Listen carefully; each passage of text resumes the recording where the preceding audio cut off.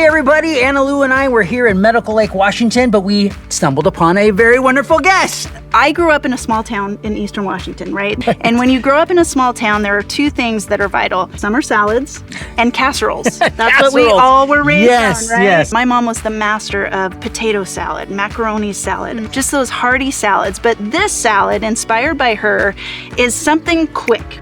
Today we're using fresh watermelon, peas, red onion, cilantro, and some salad dressing. First, we add peas to our diced watermelon and give it a stir. I like doing frozen peas, Tomas, because it's easy for this step.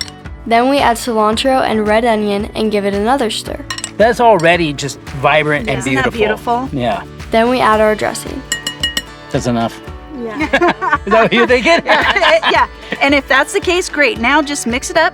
Got a lot of options with this. You can make it as is, add a little dressing, and you can probably put whatever dressing you want that caters to your taste.